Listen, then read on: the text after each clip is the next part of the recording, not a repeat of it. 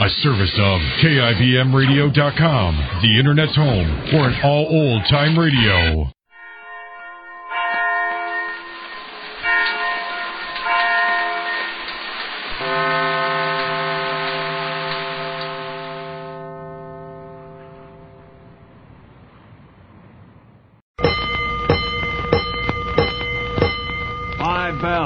Stand by all stations. Attention, all districts, a 5-alarm fire. 5 bells, move in immediately. That's it. Let's roll. Let's go. Firefighters.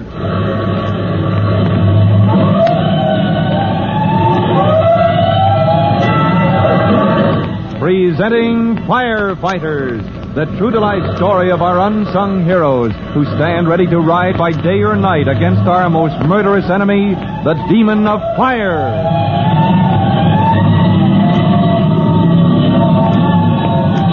In just a minute, we'll drop in at the Collins home, where Chief Cody has arrived ahead of us, carrying a copy of a famous magazine to show Tim Collins and his family. But before we visit the Collinses, here's something you should hear. Let's go, firefighters. Let's go to the home of Tim Collins, rookie fireman, now in special training at the fire department's promotional school. During his first week at the school for officer candidates, you remember Chief Cody assigned Tim to an evening of special duty. Collins, Miss Garland has made an unusual request. Miss Garland, Chief? Yeah. That girl who's writing a magazine story about the department? Right. She's almost through, but she says she wants to round out her information. Well, I'll do anything I can, Chief, if it helps the department. Good. What are your plans for this evening? Why, I haven't made any, sir. All right, then here's what you can do for the fire department. Report to Miss Garland at 8 o'clock. She and her brother have an apartment at the hotel, and you'll place yourself at her disposal. As you say, Chief. All she wants is to have you go over her notes with her. Yes, sir. And she wants you to report with an appetite, all ready for dinner. You suppose you can hold off until 8 o'clock? Oh, of course I can, Chief. Matter of fact, that's a good arrangement. Well, it gives me time for a snack at home before I report to Miss Garland at the hotel. That evening, as you remember, was a couple of weeks ago. And now, on his way home from duty late one afternoon, Chief Cody rings the doorbell of the Collins' house. Wait till the Collinses see this magazine story. Glory be, it's Bob Cody.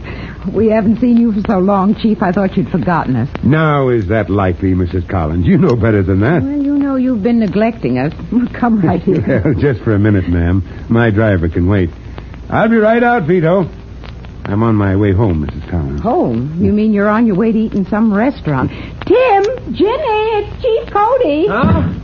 Oh, Chief Cody, what's up, sir? Now, don't rush me. Well, hello there, Jimmy.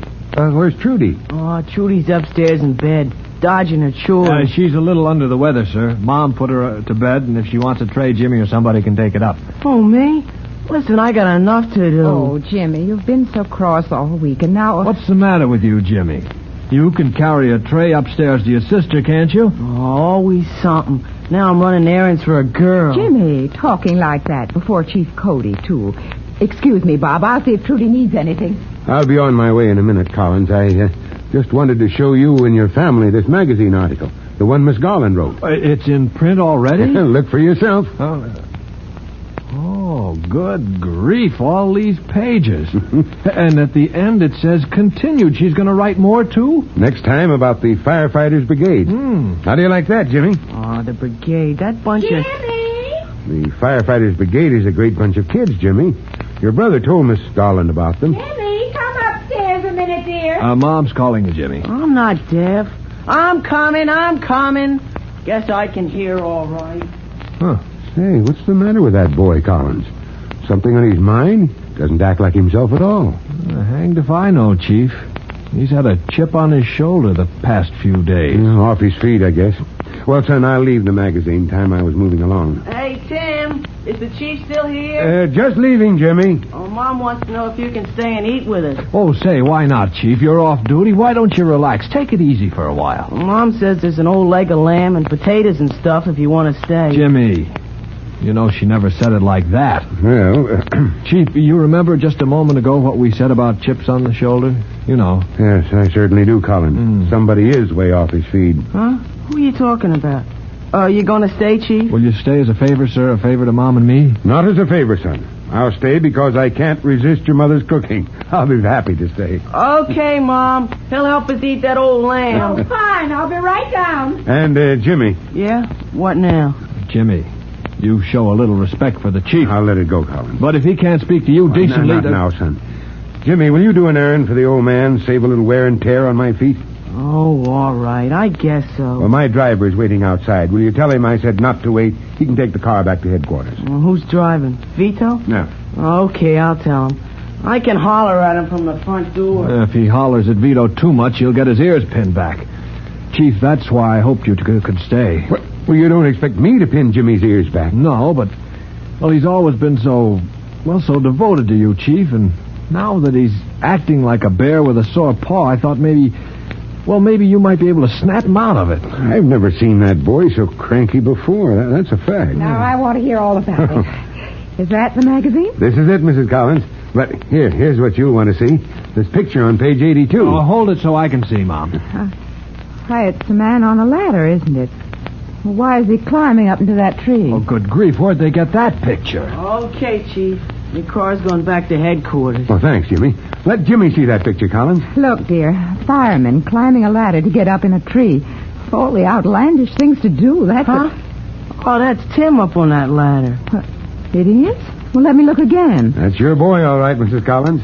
But Tim climbing trees. Somebody in the crowd snapped that picture the afternoon the writer was here. Miss Garland, who wrote that story. Oh, well, they didn't have to put it into the magazine. Well, maybe Miss Garland thought it was important.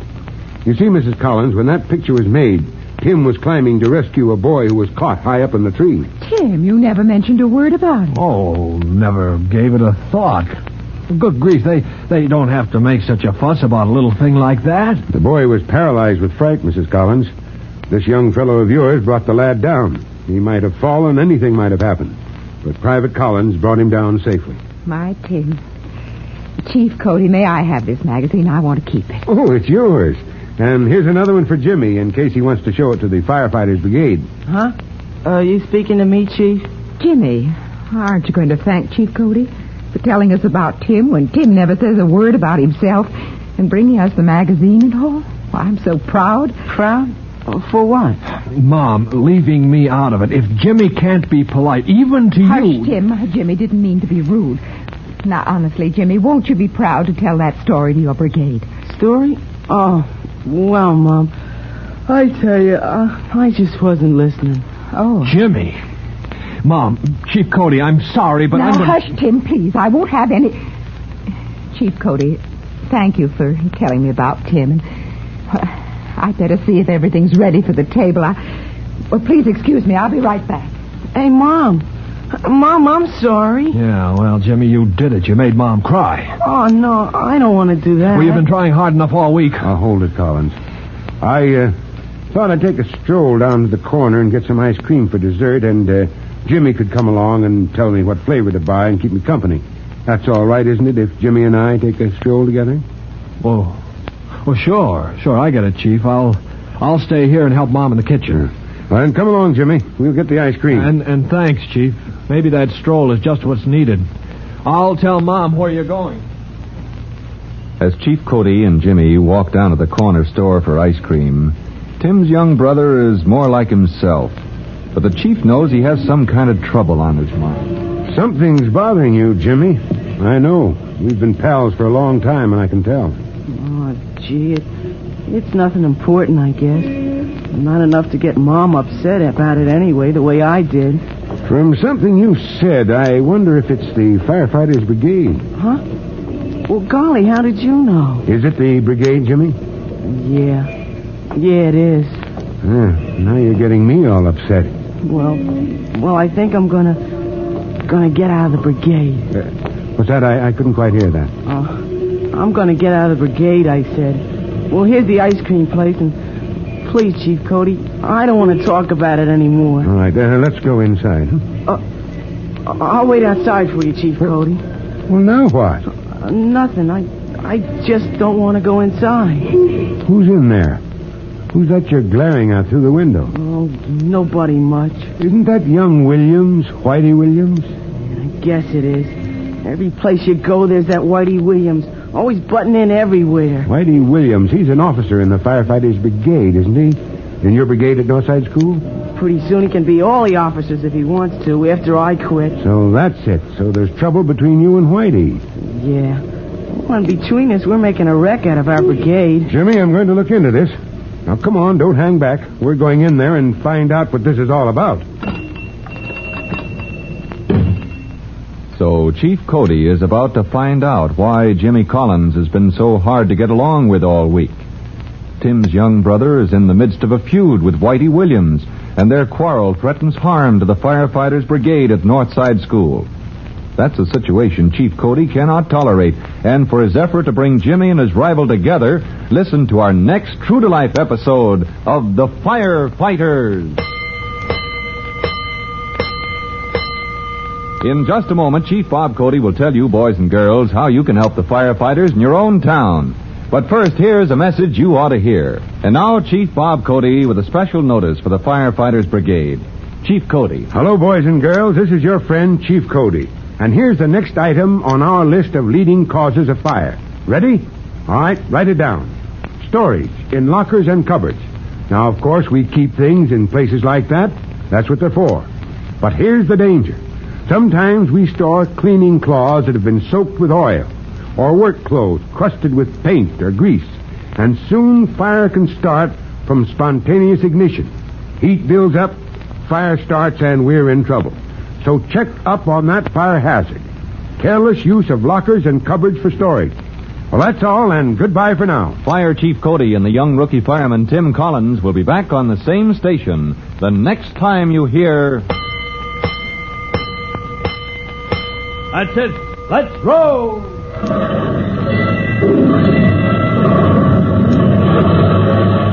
Let's go! Firefighters! In just a moment, X-1. But first, how does one man get himself into so many impossible situations? This is a question you'll probably ask yourself tomorrow night when you follow another hilarious adventure of Throckmorton P. Gildersleeve. Yes, Gildy's eye for the ladies and his impulsive temperament managed to entangle him in a web of riotous circumstances. Join the romantic water commissioner, his neighbors, Judge Hooker, Mr. Peavy, and all the loyal Gildersleeve household as they romp through another episode of The Great Gildersleeve tomorrow night.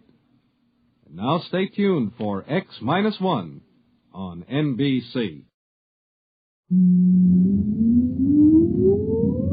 Countdown for blast off. X-5, 4, 3, 2, X-1, fire.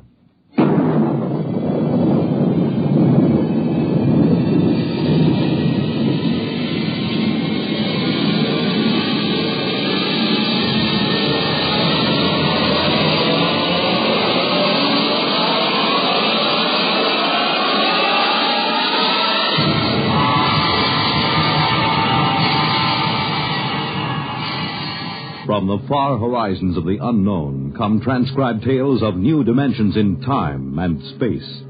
These are stories of the future, adventures in which you'll live in a million, could be years, on 1,000 maybe worlds. The National Broadcasting Company, in cooperation with Galaxy Science Fiction Magazine, presents X-1.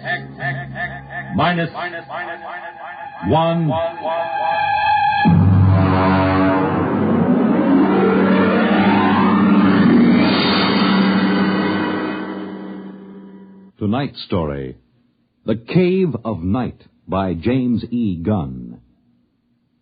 Oh, you want a little, Charlie? Okay. Though yet of Hamlet, our dear brothers, death the memory be... Anyway, how's it, okay? Okay. Check recording, will you? I may go over a half hour. Make sure they've got another reel of tape ready, okay? All right, Look, Bill, I've just put the segments of tape together for the next week's show. I'm going to record my narrations, and we'll listen to it together tomorrow. I know this is unusual, but you're the producer, and I don't want you out on a limb that may be sawed off behind us.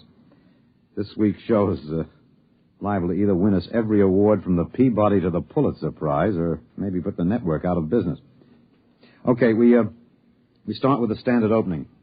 Behind the world, etc., 40 seconds. This is Harry Anders, your editor. At 8 o'clock, after the sun has set and the sky is darkening, look up. There's a man up there where no man has ever been. He is lost in the cave of night. The fuel tank's empty. Receiver broken. Transmitting and clear. Anyone picking this up, anyone. This is Rev McMillan calling. Notify Goddard Rock, New Mexico. There's no way to get back. There's a man up there where no man has ever been. He is lost in the cave of night. We all know that phrase now, the cave of night. It was written by a poet disguised in the cynical hide of a newspaper rewrite man. But it stuck. It caught the world and held it like a butterfly pinned to a board. It started with a ham, an amateur radio operator, in Davenport, Iowa. All right, Eddie. Roll the first tape in here. It's marked. Stop. Am I too close? I was up in the attic. I usually have a talk with WG73. He's in Buenos Aires. We play chess. Well, there was some kind of interference. And then all of a sudden I heard this voice. I record most of my listening anyway, so I had the tape machine running. After I heard it, I called civil defense. That's what we're supposed to.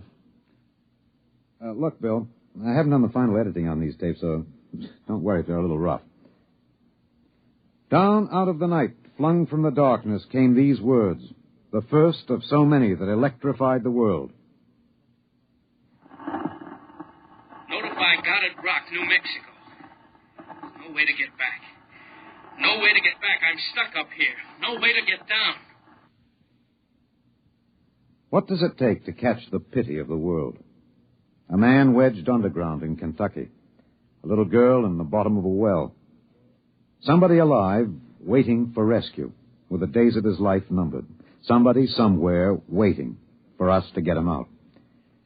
The story broke in this morning's papers. Orbiting 1,000 miles above our heads was a man, an officer of the United States Air Force in a fuelless spaceship. We're recording at the desk of Mike Bayless, senior night editor of the Continental Press National Wire. Hey, you always get a reaction like this. I remember the Floyd Collins story in the 20s. Fellow trapped in that cave in Kentucky, remember? Oh, sure. And the whole country hanging on to see if he could get out. Then there was that little girl stuck in the well. Kathy Fiskus? Yeah.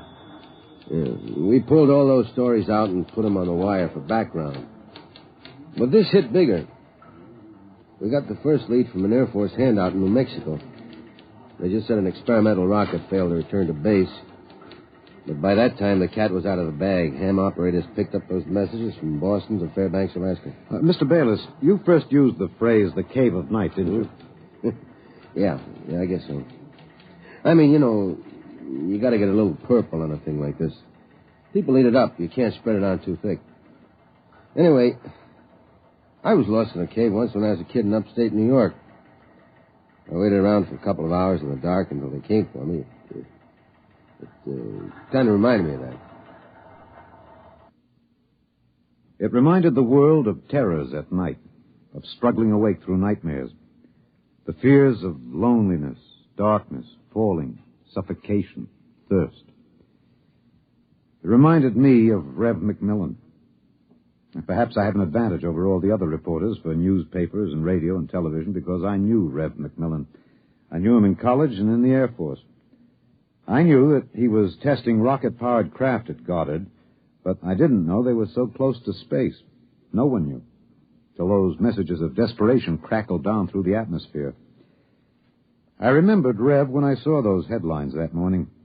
Straight black hair, Clark Gable ears, a reckless grin. He ate well, reveled in expert jazz and Mozart opera, and he talked incessantly. His southern speech was no drawl. There was too much to say. And now he was alone. And soon all that might be extinguished. The men from the radio newsrooms rushed to Goddard Rocket Base armed with miniature tape recorders. Gentlemen, I'm Colonel Arthur J. Hannigan, Information Officer for Goddard Rocket Base. And I'm authorized to issue the following statement. First Lieutenant Reverdy L. McMillan, United States Air Force pilot, Experimental Rocket Division, took off from Goddard Base at 22:34 Rocky Mountain time. His craft, the XR-37 Mark II, a hydrazine nitric three-stage rocket. I'm sorry I can't describe it, boys. Classified. Well, in order to maintain orbit, the motors were pulsed for 1 second every 15 seconds elapsed time. After 3 minutes, the exhaust was seen by ground spectroscope observation to flare for half a minute.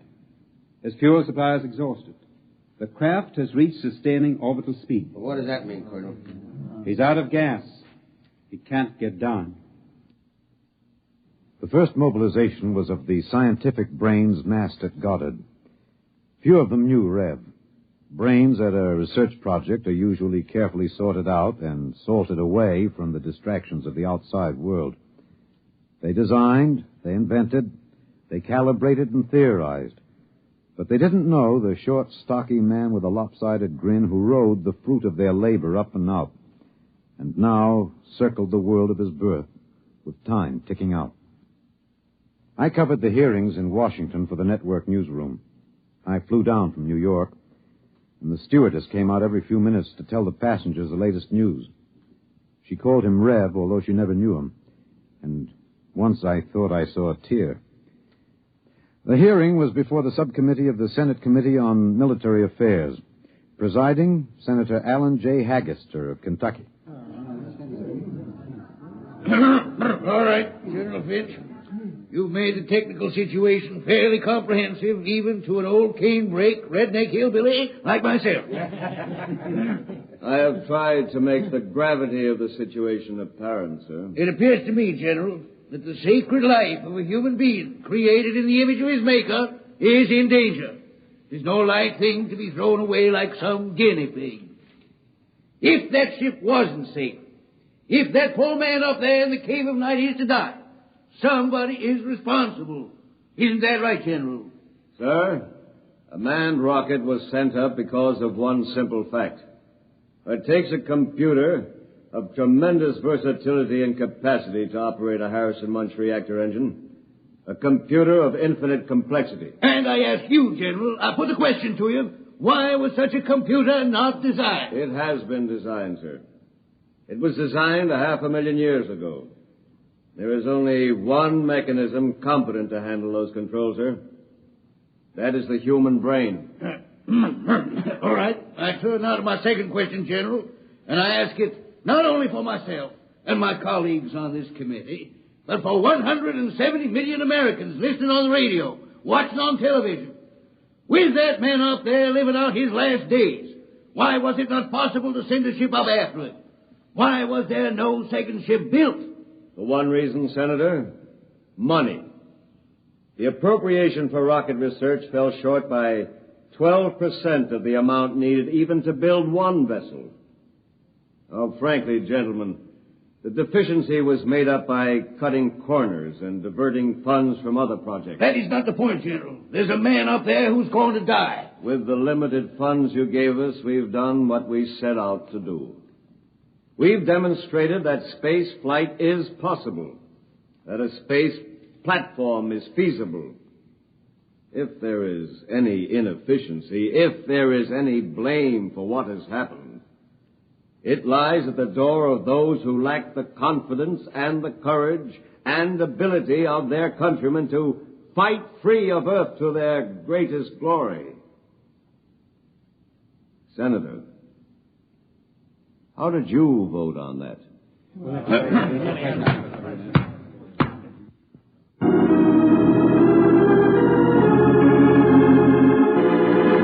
This is Harry Anders in the gallery of the Washington National Cathedral. This is a special prayer service called by the Dean of the Cathedral for the safety of Lieutenant McMillan and for the success of the recently announced rescue plan. The church is filled. There's a sprinkling of high Navy, Army, and Air Force uniforms. I see General Finch in the second row, next to the Secretary of the Air Force, and the newly appointed Undersecretary of Defense, Mr. Winokur. Prominently displayed in the center aisle, below the ornate railing separating the pews from the altar, is the small model of Macmillan's ship. One by one now, the congregation is filing past, dropping checks, bills. I saw one child drop in 12 pennies one by one. All contributions are to be used to defray the cost of the rescue effort. The congregation is now kneeling to pray. A moment of silent prayer will follow for the safety and rescue of Lieutenant Macmillan. $1 billion was raised in 1 week from voluntary contributions. Another $1.5 billion was appropriated unanimously by Congress. The race began. Would the rescue party reach the ship in time? Of course, we didn't know then. And daily we listened to the voice of the man we hoped to buy back from death. Now, look, Bill, on these Macmillan broadcast tapes, don't let some ignorant engineering vice president holler because it's not broadcast quality. Believe me, I knew Macmillan. There's more of that wild Texan in these tapes than in any hi-fi super-frequency response studio recordings. Just listen. You'll see what I mean. I've been staring out the portholes. I never tire of it. Through the window at the right, I see a black velvet curtain with a strong light behind it. There are pinpoint holes in the curtain, and the light shines through, not winking the way stars do, but steady. There's no air up here. That's the reason. My oxygen is holding out better than I expected. By my figures, it should last 27 days more. I shouldn't use so much of it talking all the time, but it's hard to stop.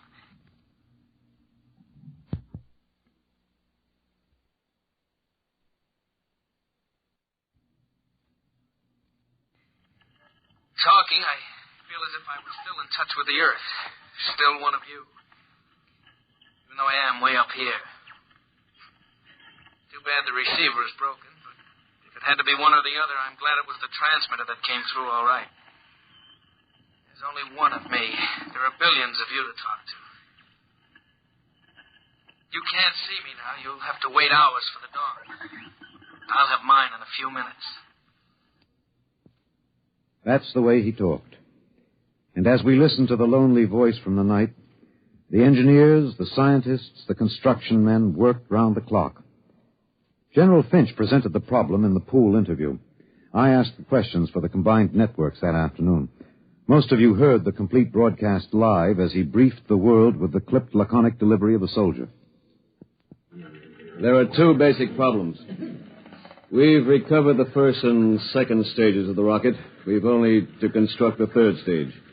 The second problem is more difficult. The pilot. Lieutenant Macmillan was the only man physically and psychologically qualified. We discovered that in our first program. His training and orientation took 18 months. We have now to duplicate this in 27 days. You think it's possible, General? I don't know. That's all, Mr. Anders. Stevenson, get me some coffee, will you? Black and some kind of sandwich, no butter, no mayonnaise. And then the voice from the cave asked a question and expected no answer. Do you hear me down there? Sometimes I wonder. I wish there was some way I could be sure you were hearing me. Just that one thing might keep me from going crazy. I was there the night we answered that question. I was there in a helicopter over Kansas City. This is Harry Anders speaking to you from a helicopter over Kansas City. There are 15 seconds till midnight. The plan was developed by General Finch. At precisely midnight, every light in the city will be out and then flashed on in 2-second intervals. This will be the exact moment that Macmillan's ship is calculated to pass overhead. It's almost time now. 5, 4, 3, 2, 1. There they go. Off. On. Off. On. Off. On. I see it. I see it. Kansas City winking at me. Oh, yes, I can see it. Thanks. Thanks. You're listening. I know that now. I'm not alone. I'll never forget. I'm waiting for you. We're recording in the press gallery of the Goddard Rocket Base main construction hangar. The vast third-stage component stands before us, men swarming up and down the gantry cranes. The Mark III is being built to carry 5 men instead of 1. The pilot selection has been kept a top secret to avoid unnecessary strain on the men selected. The latest progress report gives a possible margin of 6 hours between the launching of the rescue ship and the estimated exhaustion supply of oxygen to Lieutenant McMillan. The shift is changing now. The expert construction workers recruited from across the country by the combined efforts of the Air Force Personnel Service, the Atomic Energy Commission, and the International United Electrical Workers and United Auto Workers of the AFL-CIO. The margin is 6 hours. 6 hours between life and death for Lieutenant Reverdy L. McMillan. An hour ago, I saw the sun rise over Russia. Looks like any other land from here. The green where it should be green. Farther north, a sort of mud color. And then white where the snow is still deep. Up here, you wonder why we're so different when the land is the same. You think we're all the same children of the same mother planet. Who says we're different?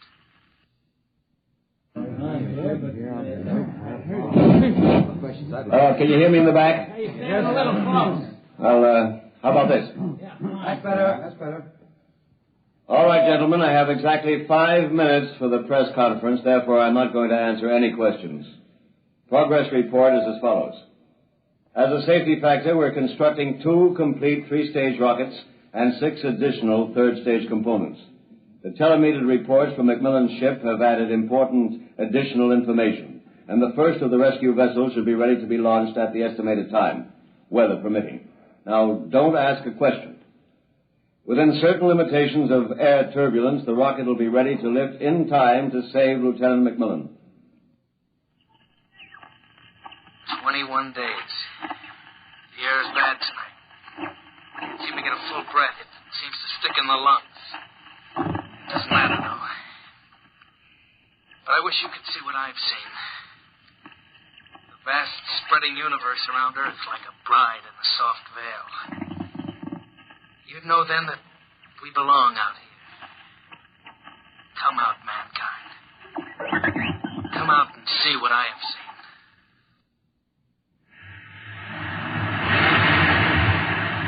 This is Harry Anders at Goddard Rocket Base. The Harrison Munch reactor engine for the first 3rd-stage rescue is being tested here at Goddard. You can hear the roaring of the gases in the test chamber behind me. The work has been stepped up as a new calculation based on the increased temperature reading from McMillan's ship indicates that the exhaustion time will be some 6 hours earlier than originally estimated. The margin of rescue will be in minutes. Air very bad. Better hurry. Can't last much longer. Silly, of course you'll hurry. But I don't want anyone feeling sorry for me. I've seen the stars clearly. But more than this, I've seen the earth. There where I have lived and loved. I have known it better than any man. And loved it better. And known its children better. Goodbye. I have a better tomb than the greatest conqueror Earth ever bore. Do not disturb.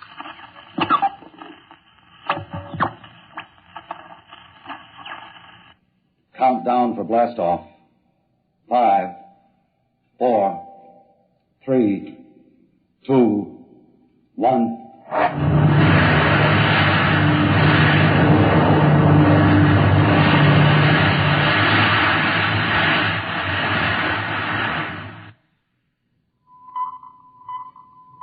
Anders, tape 323.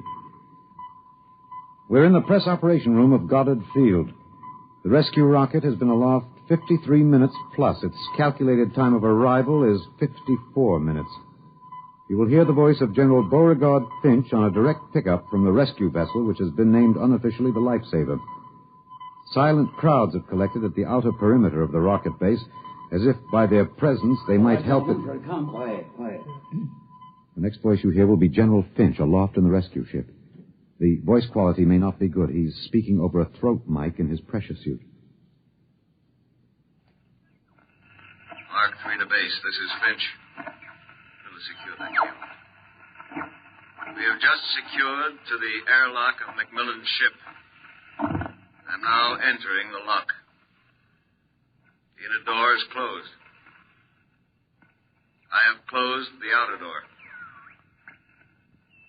The inner door is cycling. Now it is open. Bring in those oxy bottles, will you? The bulkhead to the control room is open.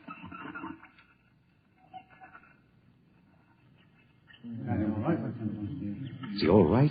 Come on, what's happening? Lieutenant Macmillan is dead. He died heroically, waiting till all hope was gone, until every oxygen gauge stood at zero. And then, well, the airlock was open when we arrived. In accordance with his own wish, his body will be left here in its eternal orbit. I'm going to leave now. My feet will be the last to touch this deck. Lieutenant Macmillan is in his control chair, staring out towards the stars. I'll leave the airlock doors open behind me. Let the airless, frigid arms of space protect and preserve for all eternity this man they would not let go. Well, that's the show, Bill. Bill, you remember at the conference we hadn't made up our mind whether to pick anything up from the celebration last night after the news of the Mars landing? I said it was the right end for Rev McMillan's story. You said it was old stuff. Every kid knew the sequence. The ships built to rescue Rev, used to set up the satellite base, from the base to the moon and now to Mars. Well, I went out with a mini-tape last night, and I've got the end of the story. Here it is. This is Harry Anders in Times Square. The neon rocket ship at the top of the Times building has just flashed into brilliant light. The signal that the landing signal has been received from the rocket Rev McMillan III. Man has landed on Mars. And the holiday crowd here in Times Square is celebrating like 1,000 New Years rolled into one. I'm being tossed and pushed and clapped on the back all at once. Let's see what the man on the street thinks about man on Mars. You, sir. I'm broadcasting. No. How do you feel about it, sir? How do you feel tonight about man's conquest of space, of the planet? Leave me alone. I'm in a hurry. Just a few words to the... Look, you get your hands off me. Let go of me. I'm not in... Wait a minute, sir. Wait. Rev, come back here. Rev. You think I could listen to that voice over and over in a tape editing room and not know every vowel, every consonant? I'm telling you, Bill, I saw him. Rev McMillan. The black hair was gray and those Clark Gable ears were pinned back, but that's a simple operation. I've played that piece of tape over and over. It was Rev, I know it. He isn't up there. He's alive. We've got it, Bill. We've got it on our show. We'll break it. Rev McMillan is alive. I haven't written it yet, but we finish it off with this, with a question.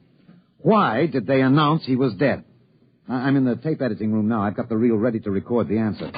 Excuse me, Mr. Anders. Hey, just a minute. I'm recording. You better see the page outside Mr. of the... Anders, I'd like to talk to you for a moment, if I may. I have a letter of authorization. Just a minute. I'll be through in a minute. Look, Bill, I've got the answer now. Last night, they landed on Mars. But that first ship, the one that circles up there now, there isn't anybody on it. There never was, except a 30 days recording and a transmitter. That's all. He was never up there. They didn't have the money for a manned rocket. They wanted a crash program all out, so they sent a decoy up. And we all broke our hearts to rescue the man who wasn't there. Oh, he must be laughing, General Finch and the rest of them, the ones that knew. Yeah, I guess they had a problem. What to do with Rev? I wonder if he slipped away from whatever guards they have around him to see the celebration. He looked a little sad. I think sometimes he must wish he was really up there in the cave of night, seated in the icy control room, 1,075 miles above the Earth, staring out at the stars. Mr. Anders, I must insist... What? Oh, Bill. Looks as if I won't have to worry about editing this tape. My friends are from Washington. I'd like to call your attention to the last paragraph. What? Oh, no. It's very simple. You won't have to burn it. It's easy to destroy recording tape. I throw this switch. When the tape goes through the erasing head, it's gone forever. Oh, too bad. Would have made one fine show. Okay. So long, Rev.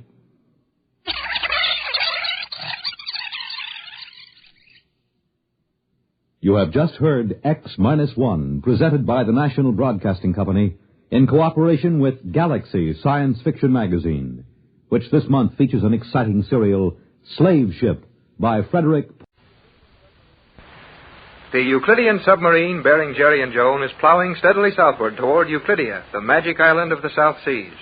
The submarine set out to capture Johnson's boat, but Johnson ran past them and is continuing on toward the island. His last radio message telling of an accident to his boat. Oil tanks leaking. May not have enough fuel to make port. With all this in mind, the submarine is following Johnson closely, so they may pick him up and tow him to port. Mrs. Gregory and Captain Tex Bradford have watched and heard all this from the control room in the submerged island, but they can see and hear nothing of the submarine now, as the commander has shut off the power, and Jerry is telling Joan he thinks they've found a friend. I am afraid you are mistaken, Jerry. These Euclideans are too happy with their power and with their dream of conquering the world.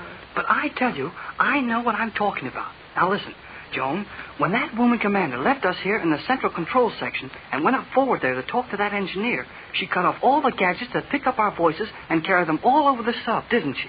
Yes, Jerry, but that was only done to conserve the power. If this submarine will have to tow a crippled boat to the island, all the power will be needed to operate the towing magnet. That's all okay, and it gave her a swell excuse. But I'm telling you, she wanted us to have a chance to plan something about what we're to do when we get to Johnson's boat.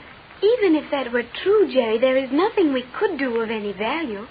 We will tow Mr. Johnson to Euclidia. His boat will be captured with all on board, and Captain Bradford's formula will fall into G47's hands. Oh, gee, I forgot the formula for a minute. I guess there's nothing we could do about that, is there? You said Mr. Johnson had some of those clever little homing pigeons on his boat. Could he not send a message by one of them? Send the formula on to someone else? No chance. The pigeons on his boat are trained to go to your mother's boat, and they'd only end up on the island again with the formula. Johnson might just as well take the formula in himself and hand it over to G47. Let me warn you of one thing, Jerry. Do not try to do more than you have permission to do. You will find the commander and the engineer very swift in their punishment. Gosh, that engineer is big enough and ugly enough to get a job scaring babies anytime. But I got an idea. The skipper's going to give us a break. I am afraid, Jerry, that idea will get you into serious trouble. I'll take a chance on it when the time comes. But right now, I won't act like I noticed anything funny about the way she acted. Be quiet now. She is returning. She looks like she means business, too. I think you were wrong, Jerry. I see that you at least had intelligence enough to obey instructions and remain as you were. I have given the engineer orders to prepare the stern electromagnet for towing Johnson's boat when his fuel is exhausted. May I ask you something, Commander? You may, if the question is within reason. You use explosive gas for power on this sub, don't you? Correct. Those lockers are full of tubes of the solidified gas, which, when placed in the discharge tubes and vaporized, explode continuously with tremendous and noiseless power. Thanks. That's swell. But what bothers me is how you get power to run that big generator, and whether the power is going to come from to run magnets heavy enough to tow a big boat. The generators are run by water pressure. There are minute tubes throughout the outer shell of this boat, parallel to the axis. The natural rush of water through these tubes is utilized by turbines in the bow and stern. They drive the generator. The storage batteries alone would handle the generators for an hour. Is that not so, Commander? Precisely. But, gee, don't you lose a lot of speed by having those tubes pick up all that water? The loss is 15%, negligible compared to the amount of current generated. Boy, oh boy, this is really a submarine. You will see the magnets working very shortly. Are we close to Johnson's boat? It is difficult to get the exact range now. His motors have stopped. Then he has run out of fuel. We may come up to him very soon, then. Will you take this sub up onto the surface to tow him? This is a submarine. It has never been on the surface. except as you saw it standing perpendicularly to act as a conning tower. But how can you hook the magnets on this boat? He has been instructed by G47 to drop an anchor over his bow. We will pick up the anchor with our stern magnets and remain in at least 2 fathoms of water. What will our speed be, Commander, towing that heavy boat? There is no emergent need of speed. We will not attempt more than 15 knots. Golly whiskers. I think that's pretty fast for a submarine to tow a 100-foot cruiser with a magnet on its anchor. It will not be difficult. There is a discoloration in the water, Commander. Excellent, SE1. We will observe it closely. Maintain speed and course. Maintain speed and course. Due south. 25 knots. Now we will check on this discoloration in the water. Hey, wait a minute. You're not going to open a hole in the wall of this thing, are you? Jerry, be quiet. Certainly I am, but have no fear. You will not drown. If your powers of observation were worthy, you would see that I am opening a small slide in the inner shell. So. Then a mere slit in the outer shell. And there we have a small stream of water passing through that channel and continuing harmlessly out of the stern turbine exhaust. Gee whiz. Is it not wonderful, Jerry? It sure is. Yes. So SE1 was right. There is a distinct discoloration in the water. Oil. Fuel oil for diesel motors. We are following exactly in the wake of Johnson's leaking fuel tank. There. The volume of oil is increasing. Good. We are near the boat. That's sure keen. You left me behind on one thing. Did you not understand how the water passed through there without entering the compartment, Jerry? Oh, sure, I understood that. But where did that oil come from? Are you being deliberately stupid? You have heard me say it came from the fuel tanks on the boat we are following. Oh, I don't mean that. I mean that the top of this sub is 2 fathoms below the surface of the water. Well, how did the oil get down 12 feet in the water? Where I come from, oil floats until it scatters. This is a steady stream. The question surprises me with its intelligence. Had you been more observant, you would have noticed SE1 has raised a slender feeler tube in the bow. This reaches the surface and turns a jet of surface water through the channel I just opened. Do you have anything as wonderful as that in your world, Jerry? If we do, I can't think of it right now. Silence. I must speak to G47. Gee, Joan, I was... Silence, I said. That means absolute silence. S1 reporting to G47. S1 to G47. You may proceed. Boat we are pursuing has stopped. Motors silent. Oil drift on surface here indicates we are nearing boat. Prepared to tow it to Euclidia. Special orders? None. Proceed. That is all. G47. Gee, we're going to pick up Johnson's boat now. Naturally. You will find the method of attaching the magnetic stern fin to the anchor of the captive boat highly illuminative, Jerry. You mean I'll get a kick out of it? There will be no kicking here. The language of the stable is out of place in this well-ordered machine. He is just trying to have some fun with me, Commander. Jerry acts as if he didn't understand big words. It seems to be no effort for him to misunderstand anything. I guess you're right, Skipper. I'm sorry, Commander. SE1, prepare to tow Johnson boat. Prepare to tow Johnson boat. Has boat been advised to have bow anchor up? That has been done. You will maneuver position. I will personally attend to securing anchor with stern magnetic fin. Maintain speed and course until boat sighted. Very good, Commander. You two may witness this operation if you care to accompany me to the stern section. Oh, golly whiskers. That's swell, thanks. Hold. What is the meaning of this? What? Have you no manners? If you are not cognizant of the accepted tactics in the presence of a superior, you might at least observe the common decencies. Well, what have I done now? You started to precede the commander, Jerry. Oh, Jerry, I am so disappointed in you. I'm sorry, Joan. Golly, I was so excited I forgot to... Well, I'm sorry, Commander. It may be overlooked this time, as the damage is purely rhetorical. But let that be a lesson to you, Hall. There is a place for everyone in the Euclidean scheme of things. Your place is at all times secondary to that of the commander. Right. You may follow me to the stern. Boy, can she be tough. I told you, Jerry. You made a mistake about her. I guess I did. You will sit there, Hall. Remember that the magnetic paint on your hands and shoes is still active. Okay, I won't get funny. You there, Cleostro? Thank you, Commander. You will remain silent. You may see all that is of interest through the transparent shell. Boat dirty ahead. Side draft. We will clear it. Excellent. Retard speed to stop stern fin directly below bow anchor of that boat. Retarded. Losing speed. 20 knots. 15 knots. 10. Full reverse tubes. Full reverse tubes. 5 knots. Stationary, Commander. Very well. Hold it so with stabilizers. I will project this stern magnetic fin. What is this, SE-1? Yes, Commander. You have contributed an atrocious piece of navigation. You have driven about 3 fathoms beyond the anchor from that boat. Sorry, Commander. Reversing at once. There, 3 fathoms. That is satisfactory. Gee whiz. The poor guy misses an anchor chain 18 feet with the stern of the boat 80 feet from him, and he gets the dickens for it. That was a serious error, Jerry. Not in my country it wouldn't be. Silence. Stabilize as you are, SE-1. Stationary, Commander. Very well. Observe closely, Hall. This lever. Move it to this position, so. The fin is extended. It just touches the anchor. Boy, that's slick figuring. And the engineer moved mighty fast, too, when he gave you those other 18 feet on the reverse. Things must move swiftly to have a value here, Jerry. Precisely. Ready to absorb the contact shock? Ready. Very well.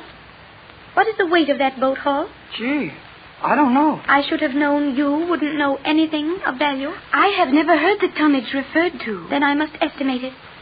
The generator's full, so. 3 circuits of magnets will handle the load easily. You may feel a slight shock as the magnets in the fin engage the anchor, so. Gee whiz.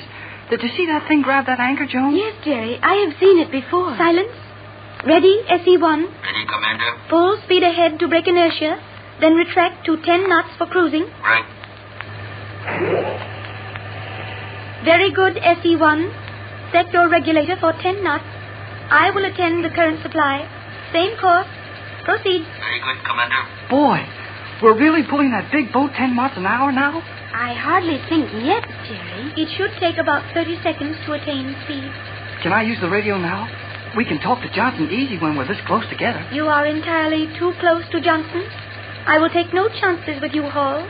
Remain exactly as you are.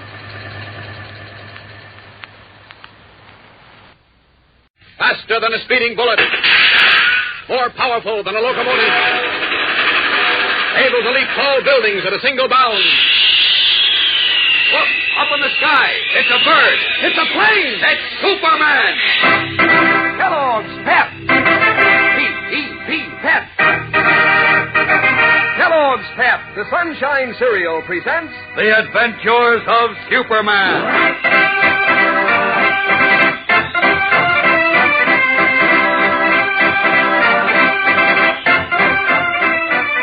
Today, grave danger hovers over Jimmy Olsen as he leaves his home against Clark Kent's orders, hopeful of finding some clue to the mysterious disappearance of Editor Perry White.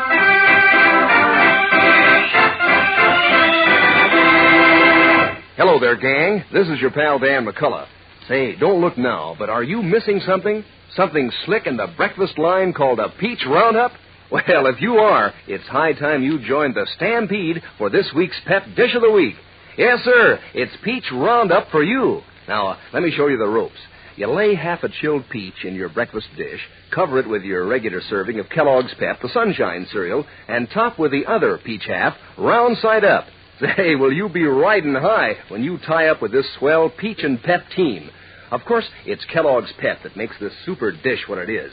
Pep is crisp. Pep is tender. Why, those toasty flakes are so golden tasting, so all-out smacking, whacking good that, well, before you can say, yippee, you've made away with every last flake in your bowl. Sure. And just see if Pep doesn't make breakfast time, roundup time for the rest of your family, too. See if they don't polish off their dishes of Pep clean as a whistle. That's the hep thing to do, you know. Nobody wants to waste cereal, especially nowadays when the cereal grains are being sent to fellows and girls overseas. So remember, gang, eat all your Pep. Don't waste it. And now, the adventures of Superman. When John Grayson, millionaire publisher of the Daily Planet, appointed a man named Homer Smith to act as his personal representative, Smith ordered Editor Perry White to withdraw the Planet's support from the World Peace Federation and to attack it instead. But White defied Smith, and that evening he disappeared. Saying he had a theory he wished to investigate, Clark Kent sent Jimmy Olsen home with strict orders to remain there. But shortly before midnight, the young reporter received a phone call from an unknown man who said he had a message for him from White and instructed him to come to the newspaper club. As we continue now, Jimmy has just left his house. It is a dark, moonless night, and the street is deserted. Jimmy hesitates a moment, remembering Kent's words. You're in great danger, Jim. I want you to promise me not to leave your house until morning. Oh, shucks. Nothing can happen to me at the newspaper club. I'll walk up to the boulevard and flag a cab.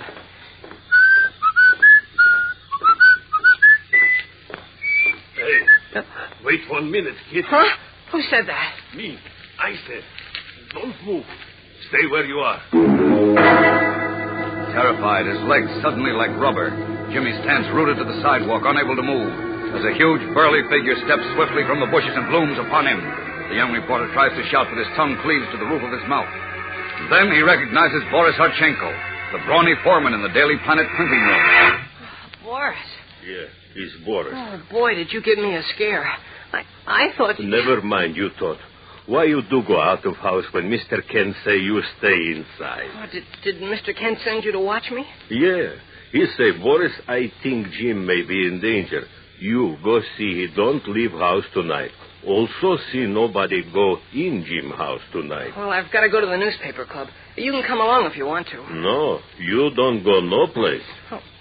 Mr. Kent, he say, you stay in your house. By golly, you stay in house. Now, look, Boris. Come, Boris, take you inside. No, wait, will you listen? There's somebody waiting for me at the newspaper club. He knows about Mr. White. What about Mr. White? Well, you know he disappeared, don't you? Yeah, Boris know. He's very sad. Okay, so I got a phone call just now, and this man, whoever he is, said he's got a message for me from Mr. White. Hey, what kind message? I don't know. Now, look, Boris, if you're coming along, let go of my arm. I've got to get over to the club, and fast. No, Jim. You don't go there. Why? This business is smell very bad to Boris. He smell like phony trick. I think it's on the level, Boris. You see, I thought it was a trick, too, until he told me to meet him at the newspaper club. But only big-shot reporters and editors and correspondents and people like that belong to the club. So nothing can happen to me there. Now, come on, come with me. We've got to hurry.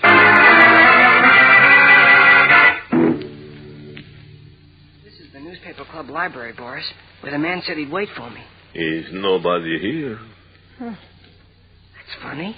Like I say before, this is smell bad, Jim. But why should he tell me to come all the way down here if he... Oh, wait, here comes a porter. I'll ask him. Excuse me. I'm Jim Olsen of the Daily Planet. Yes, sir, Mr. Olsen. I've seen you here with Mr. White and Mr. Kent. Oh, that's right. Well, listen, somebody was supposed to meet me tonight, here in the library. Do you recall anyone waiting here? No, sir. Could you tell me who the gentleman is, Mr. Olsen? Well, I don't know. He just called me up to say he had to see me about about something important and said he'd wait in the library. I see. I'm sorry, but I don't recall seeing anyone in here during the last hour. Oh, well, gosh. I don't understand this at all. Puzzled and uneasy, Jimmy Olsen and Boris Harchenko stand in the library of the newspaper club, uncertain of what to do next. Meanwhile, in John Grayson's fine home in a nearby suburb, Clark Kent is questioning Mrs. Grayson, wife of the Daily Planet publisher. So you don't know where your husband is, Mrs. Grayson? No, I don't, Mr. Kent. He packed a bag and left the house this morning, soon after you and Mr. White had been here. Didn't you ask him where he was going? Well, Yes? Look, Mrs. Grayson, I'm not merely being curious, you understand. Perry White has disappeared. And, well, it's just possible that Mr. Grayson might be able to help me trace him. I'm terribly shocked about Mr. White, but I really have no idea where my husband is, Mr. Kent. I did ask him where he was going. What did he say? He said he didn't know. What? He said it depended on how certain affairs developed. But that's all he would tell me. That's odd. I'm really quite worried, Mr. Kent. My husband never acted this way before. Well, he hasn't been at all like himself lately either. How do you mean? Well, he's always been so haughty, you know, and good-natured. But lately he's been so quiet and distraught. Why, he never even smiles anymore. I tried to talk to him about it several times. But he just snapped at me. Sounds as if there's something on his mind, doesn't it? I'm sure there is something worrying him. But he won't admit it. And once or twice, Yes? well, I had the distinct impression that he was terribly frightened of something. I'm sure he is. And John, why, he's never been afraid in his life. I can't understand it. I worry about it. Naturally, but I'm glad you've taken me into your confidence, Mrs. Grayson. Maybe I can help get to the bottom of this mystery. I do hope so. Tell me, do you know a man named Smith, Homer Smith? Well, yes. He's been here several times to see John. I believe he's some sort of business associate. Why do you ask? I'm a bit curious about him. What do you know about Mr. Smith? Well, very little, really. He had dinner with us once, a month or two ago, and he's dropped in several times since then. Usually in the evening when he and John close themselves in the den to talk business, he... Oh. What is it? Oh, I know this seems silly, but it just occurred to me that John always seems especially disturbed after one of Mr. Smith's visits. Oh, that's very interesting.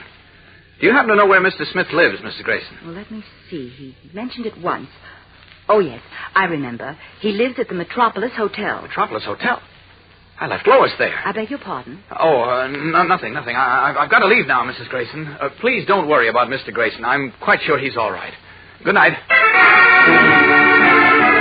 Leaving the Grayson residence, Clark Kent steps behind a tall hedge and swiftly resumes his true identity of Superman. Then, up, and away! Leaping high into the night sky, Superman streaks back to the city and to the Metropolis Hotel, where the mysterious Mr. Homer Smith lives, and where Lois Lane is supposedly still waiting for Kent's return. Meanwhile, Jimmy Olsen and Boris Archenko, after fruitless questioning of clerks and page boys, have left the newspaper club and entered a taxi which was waiting at the curb. I can't understand why this guy phoned me and said he had a message from Mr. White and then wasn't at the club. It doesn't add up, Boris. No, all I know is whole thing still smell bad, Jim. Very bad. Where to, gents? 1623 West. What? The driver, he asked where we go. 1623 All West. right, Boris. What did you say, driver? I said, where do you want to go? 1623 Western Avenue. Okay. Hey, what for? Boris, it's him. In who? This taxi driver. He's the man who phoned me tonight. What? Yes, I'm sure of it. Now that I got a good look at him, I know he's the guy who drove Mr. White from the Balsam building when the chief disappeared. Boy, are we in a spot. Mouth dropping in shocked amazement, Boris Archenko looks from the excited Jimmy Olsen to the wiry, red-headed little driver at the wheel of their cab. We'll return in a moment for the tense climax of today's episode. So stand by. Say, if you're hep to Kellogg's Pep, most likely you're hep to eating a slick breakfast. And you're one of those up-and-at-'em fellows or girls who tear off for fun every vacation day, all set for big doings. Because Pep sure does give your morning appetite the old 1-2. Makes you want to eat plenty. Maybe it's that sunshine flavor, a keen sort of flavor that you can really latch on to. So good it practically begs to be eaten. Maybe it's the tender crispness of Kellogg's Pep, a delicate, crunchy crispness that, well, you practically can't resist. Or maybe it's the way Pep looks in your dish, all light and cool and inviting. But probably it's flavor and crispness and looks that make Pep so terrific. Why, you find each flake of Pep has you wanting more of the same so that, well, when you pitch in, you keep right on, and before you know it, you've cleaned up every last flake in your bowl. And that's the right idea, especially nowadays, because the cereal grains are being sent to give that good grain nourishment to fellows and girls overseas. So get hep to Pep, gang. Just remember, eat all your Pep. Don't waste it. After boarding a taxicab which was standing in front of the newspaper club, Jimmy Olsen gasped, then said excitedly to Boris Archenko, the Daily Planet printing room foreman, Boris, the guy who's driving this cab is the one who phoned me tonight. What? Yes, I'm sure of it. What's more, he's the one who drove Mr. White from the Balsam building when the chief disappeared. You sure, Jim? I'm positive. He's the same little red-headed guy. Uh-huh. What do we do, Boris? You know what, Jim. I fix him good. Say, what's he turning into this alley for? Leave him to me, Jim. I take care of this fella. You're not taking care of anybody, big boy. Look out, Boris. He's got a gun. Yes, and it's loaded. So you did remember me as the driver of Mr. White's cab, eh, Olsen? Huh? Well, what do you mean? I heard you just now. That's why I got you down to the newspaper club tonight, so I could pick you up in my cab and find out if you could identify me. Now, wait a minute. Well, you recognized me all right, and that makes it too bad for you, Olsen, and for your big friend here. Step out of the car, please. this is the end of the line for you. Trapped in the back of the taxi, Jimmy Olsen and Boris Harchenko gaze into a gun muzzle, leveled at them by the red-haired driver. And although they're scarcely 1 block from a busy street, in this deserted alley, the block might as well be a mile. There's no one to see or to hear what is going on. What will happen?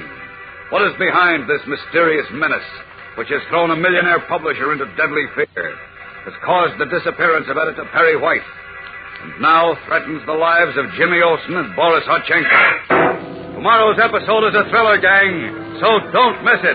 Tune in, same time, same station. And remember, for breakfast, it's Kellogg's Pep. For excitement, the adventures of Superman.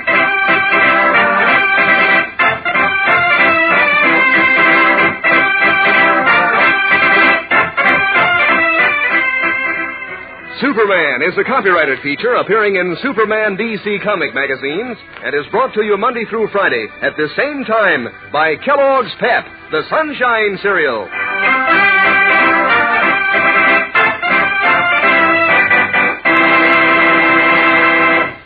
You know, gang, famous names make history. And Kellogg, the greatest name in cereals, has made history with good breakfast eating for a long time. For example, Kellogg shredded wheat.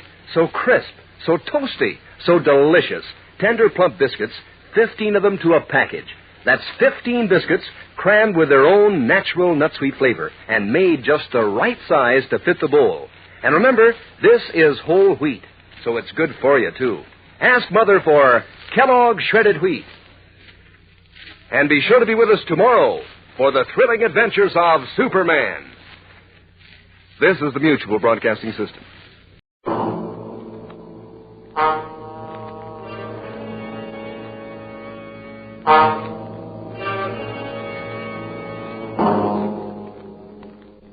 Did you miss out on that big football game last week? Can't get rid of that head cold? Want to get away from it all? CBS offers you Escape.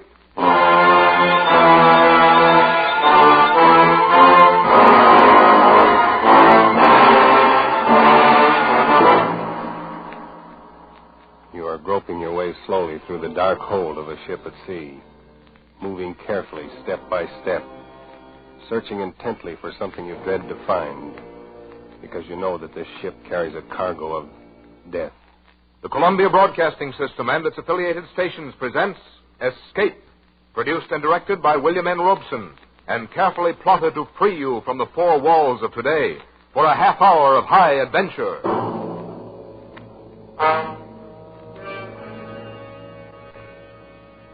Tonight we escape to a harbor front in Venezuela, and a grim voyage that started there, as told by Martin Storm in his gripping story, A Shipment of Mute Fate.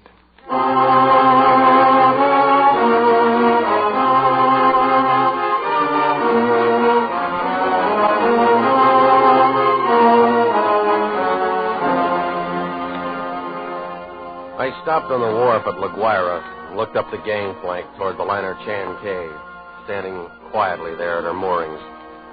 The day was warm under a bright tropic sun, and the harbor beyond the ship lay drowsy and silent. But all at once in the midst of these peaceful surroundings, a cold chill gripped me, and I shivered with sudden dread. Dread of the thing I was doing and was about to do. But too much had happened to turn back now. I'd gone too far to stop. So I set the box down on the edge of the wharf, placed it carefully so as to be in plain sight and within gunshot of the captain's bridge. And then I turned and started up the gangplank. I knew what I was going to do, but I couldn't forget that a certain pair of beady eyes were watching every move I made. Eyes that never blinked and never closed. Just watched and waited. Oh, I beg your pardon. Why, Mr. Warner. Hello, Mother Willis. How's the best-looking stewardess on the Seven Seas? Well, I'm fine, Mr. Warner. I guess better run along now. Get on with the show. Now, wait a minute. That's a fine greeting after 2 months. Well, it's just that I'm so busy. I don't believe a word of it. Sailing day's tomorrow. You're simply avoiding me, that's all. Oh, no, really, I'm not. And on the trip down from New York, you said I was your favorite passenger. But I'm only... Yeah, wait a minute. What's that you're carrying in your Oh, apron it's nothing. It's just supplies. Supplies? Well, let's have a look, huh? No, please. What do you know? It's a cat. It's Clara, Mr. Warner. Mm-hmm. Mr. Bowman said I had to leave her ashore, and I just couldn't. Who's Mr. Bowman? The new chief steward. Oh. Clara's been aboard with me for 2 years, and I just can't leave her here in a foreign country, especially with her condition so delicate and all. Yeah, I see what you mean. Well, I hope you get away with it. You won't tell anyone? Not a soul. As a matter of fact, if things don't work out right, we may both end up smuggling.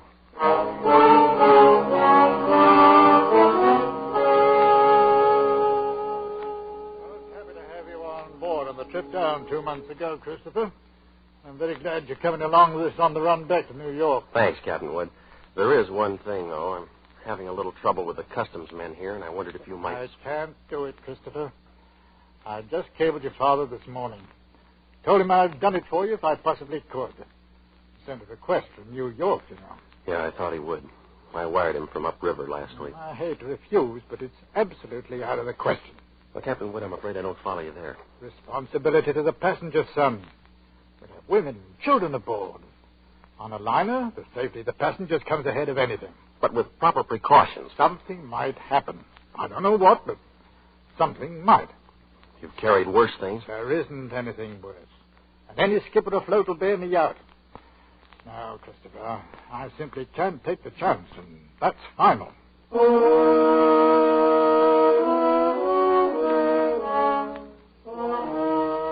Final. Well, it wasn't final if I could do anything about it. I hadn't come down here to spend 2 months in that stinking backcountry and then be stopped on the edge of the wharf. 2 months of it. Heat, rain, insects, malaria. I'd gone clear in past the headwaters of the Orinoco, traveled through country where every step along the jungle trail might be the last one. Oh, Sanchez. Si, Senor Warner. You better start looking for a place to camp. It'll be dark in a little while. Si, Senor. Very soon we turn to river. Camp on rocks by water. This very bad country. This very bad country. You've been saying that for 10 days now. Very bad country. Pues, si, Senor Warner. This very bad country. Yeah, let's skip it. For all the luck we've had so far, it might as well be Central Park. Central Park? I don't understand. Oh, never mind. If we don't find something... Hey, what's the matter? Quiet now. Sanchez, what's wrong? They're in the path. See? Bushmaster. Bushmaster. The deadliest snake in the world. Bushmaster. Its Latin name was Lachesis muta. Mute fate. It lay there in the center of the path, a 10-foot length of silent death, coiled loosely in an undulant loop, ready to strike violently at the least movement. Here was the one snake that would go after any animal that walked, or any man. It lay there and watched us, not moving, not afraid, ready for anything. The splotch of its colors stood out like some horrible, gaudy floor mat lying there on the brown background of the jungle, waiting for someone to step on it. Here was what I'd come 2,000 miles for, a bushmaster. Sanchez! I didn't want that snake killed. He no kill, senor. He gone. Bushmaster very smart, very quick. Must always see bullet in time to dodge. Well, anyway, he's gone, and the only one we've seen in 5 weeks. Oh, we find other. This very bad country. Well, lay off that gun the next time. Don't shoot, you understand? What are you saying, no shoot? You want Bushmaster? Sure, but I want it alive. Hombre Sacristo. Senor Warner, you tell me you want Bushmaster, but you no say alive. You're getting $200 for it. For dead man, what is $200? Tomorrow we go back to Caracas. I'll make it 500, Sanchez. I catch water snake, rattlesnake, any other kind. But I no catch Bushmaster. Sanchez, I'll give you $1,000. We go back to Caracas. Well, it cost me 1,500 American dollars. But 3 days later, Sanchez brought me the snake in a rubber bag. He was shaking so hard, I thought for a moment the thing had struck him. One thing you make sure, Senor Warner. No turn him loose in Venezuela. Because he know I the one who catch him. And he know where I live. All right, Sanchez, I'll keep an eye on him. Tambien, he know you pay me to catch him. All the time he watch and wait. You no forget that, Senor Warner. Because he no forget. Not ever.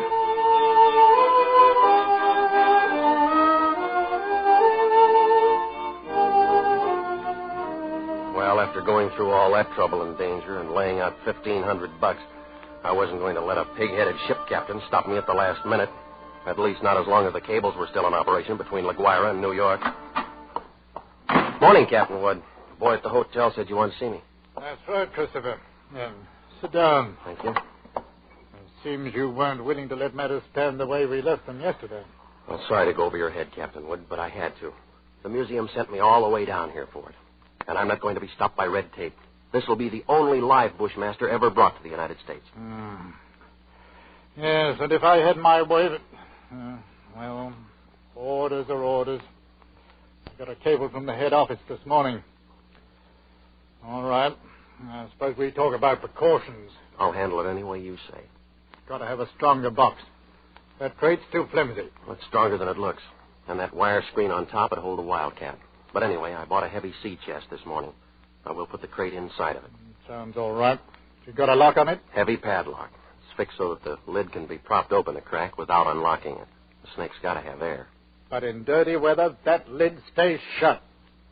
I'll take no chances. Fair enough. I will keep the thing in my inside cabin where I sleep. I can't have it in the baggage room. And nobody on board's to know about it. Whatever you say, Captain. But we won't have any trouble. After all, it's only an animal. It doesn't have any magical powers. I saw a bushmaster in the zoo at Caracas once. Had it in a glass cage with double walls. It'd never move. Just lay there. Look at you as long as you were in sight. See them in the creeps. I didn't know they had a bushmaster at the Caracas Zoo. They don't. Now. Found the glass broken one morning and the snake gone. Night watchman was dead. They never found out what happened. Well, the watchman must have broken the glass by accident some way. The way they figured it, the glass was broken from the inside. Well, we sail in 4 hours.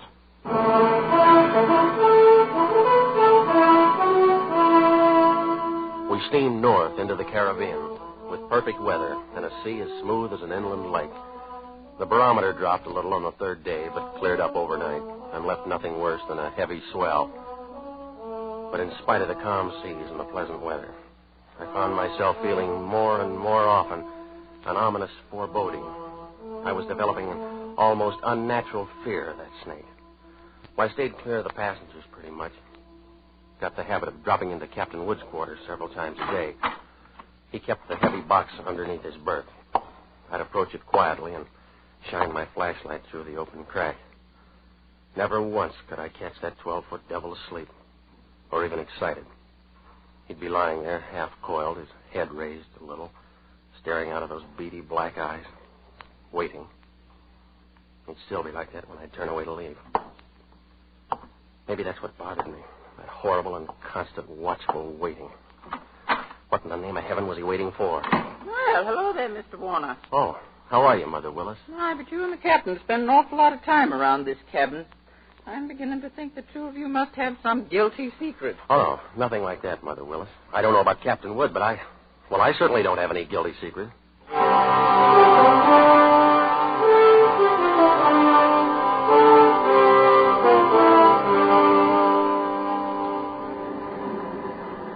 Well, she's running quite a swell out there, Mr. Bowman. Yeah, it's a little heavy, all right, Mr. Warner. Guess a storm passed through to the west of us yesterday when the glass dropped. Think it missed us then, huh? Yeah, that's what the mate figures. Sure stirred up some water, though. This'll put half the passengers in their bunks. Makes it great for my department. 2/3 of them will want a steward to hold their heads. They'll keep Mother Willis so busy she'll have... Wait, look at the size of that wave. Huh? Great job. We're going to take it on the port bow. Hang on!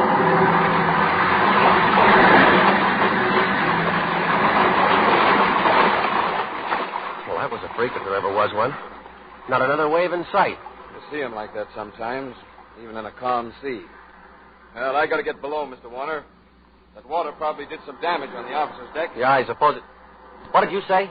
The wheel companionway was open on the port side.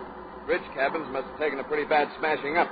They're right below the, Here, is something wrong, Mr. Warner? No, nothing at all, Mr. Bowman. At least I hope not.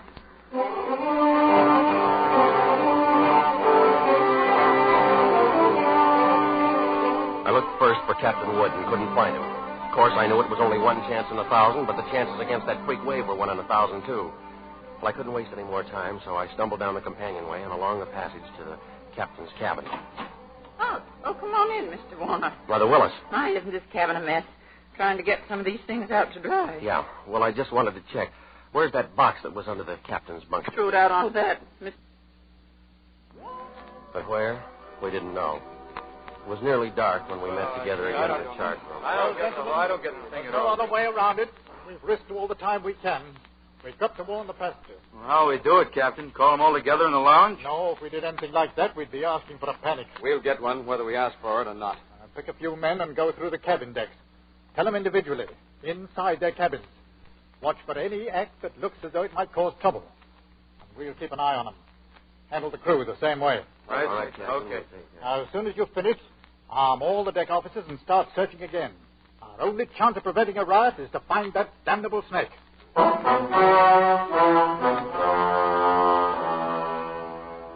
slow nightmare that followed grew worse by the hour. None of us slept. All the ship's officers not on duty kept on with that endless search. Passengers locked themselves in their cabins or huddled together in the lounges, knowing all the time that no spot on board could be called safe. Fear was a heavy fog in the lungs of all of us, and every light on the vessel burned throughout the night. Morning came and brought no relief. Terror and tension mounted by the hour. There now, Mrs. Crane, stop getting yourself all worked up and go back to your cabin. The horrid thing's probably crawled overboard anyway. You're just saying that.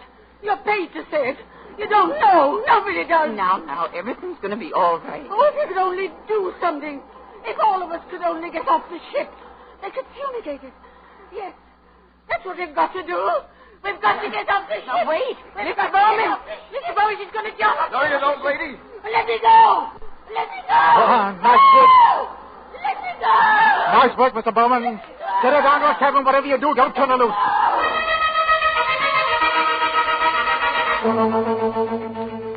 Well, you never know when it might strike you. You can't put on a coat or move a chair without risking your life. Now, something's got to be done. It might be right here in this room.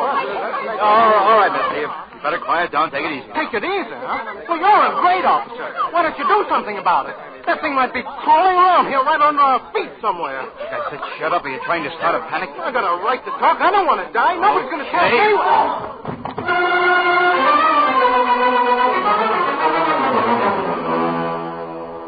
The second night passed, and morning came around again. A gray and rainy day, just as grim and tense, dragged past, and the night came down again. Third night of the terror. Again, every light burned, and the whole ship seethed in the throes of incipient panic. Faced by a horror they'd never met on the sea before, crew and officers alike were on the verge of revolt. Passengers sat huddled in a trance-like stupor, ready to scream at the slightest unknown sound. At 7 bells, I made my way forward to the chart room and found Captain Wood bent over a desk. Hello, Christopher. Come on in. Sit down. Well, it's got to be somewhere, Captain Wood. It's got to be. I don't know. You could search this ship for 6 months and never touch all the places aboard. We can only hold out for 2 more days. We'll be in. What's the Home Office say? Oh, here's the latest wireless from them. Keep quiet and keep coming. What else can we do? How is it on the decks? Pretty bad. Anything could happen. Yeah. That's why I took the guns away from the men. 1 pistol shot and we'd have a riot on our hands. Oh, the whole thing's my fault, Captain Wood. That's what I can't forget. Oh, take it easy, Dad. There was only some way I could pay for it myself, alone. No, I know how you feel, but it's no more your fault than mine. The man who asked you to bring the snake back alive. Nobody planned this. You'd better try and get a little sleep. Sleep? Mr. Bowman made some coffee down in the steward's galley a while ago. You better go down and get yourself a cup. And then rest up for a couple of hours. Rest? I can't rest. Christopher, it's no good going. What are you going to do? You can't help anything. You just tumble through a hatch, half asleep, and break your neck. Go on and get some coffee. One way or another, we've got to hold out for 2 more days.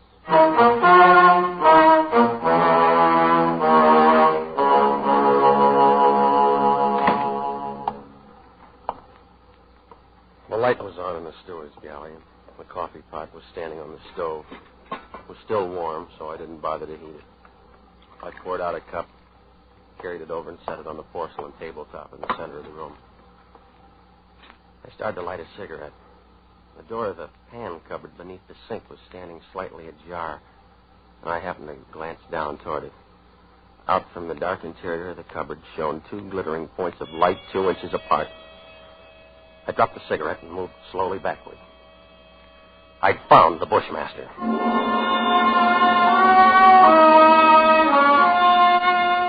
As I moved, the snake slid out of the cupboard in a single sinuous glide and drew back into a loose coil on the galley floor, never taking his eyes off me. I moved slowly back, waiting any moment for that deadly slithering strike. How had he known it was me? He'd stayed quiet when Bowman was here. How did he know to pick the first time in 3 days when I didn't have a gun? Well, my hands touched the wall behind me and I stopped. Only then I realized in terror what I'd done. The call button and the door were on the far side of the room. I'd backed into a dead end. I stared at the snake in fascination, expecting any moment the ripping slash of those poison fangs. The horrid coils tightened a little, and then were still again. 10 million years of evolution to produce this moment. Homo sapiens versus Lachesis muta. Man against mute fate. And all the odds were on fate. I knew then that I was going to die.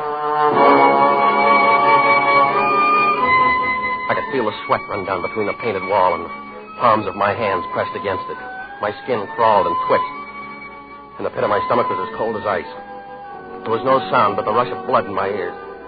The snake shifted again, drawing into a tighter coil. Always tighter. Why the devil didn't he get it over with?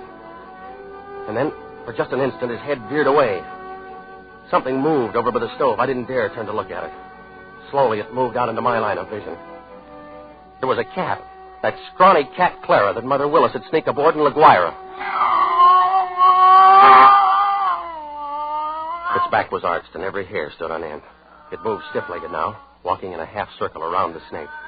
The Bushmaster shifted slowly and kept watching the cat. He tightened. He was going to strike at any second.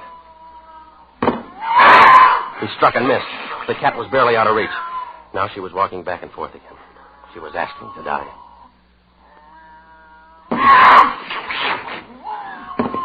Missed again by a fraction of an inch. He was striking now without even going to a full coil. Missed. Again and again. Always missing by the barest margin. Each time the cat danced barely out of reach, and each time she countered with one precise spat of a dainty paw, bracing her skinny frame on 3 stiff legs. And then suddenly I realized what she was doing.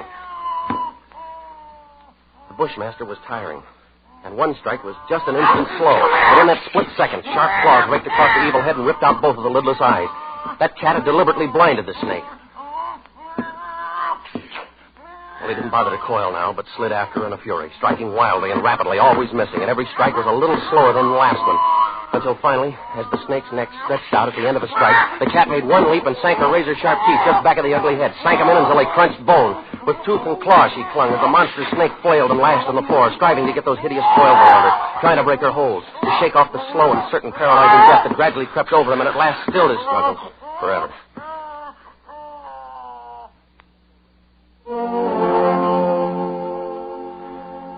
I took a deep breath. And first in minutes. The cat lay on her side on the floor, panting, resting from the fight just over. And she had a right to rest. That mangy, brave, beautiful alley cat had just saved my life. And maybe others as well. But as I turned toward the stove, I suddenly became very humble. And I knew all at once what a small thing a human being really is. I and others aboard were still alive only by the merest accident. There were 3 reasons why that cat had fought and killed the world's deadliest snake.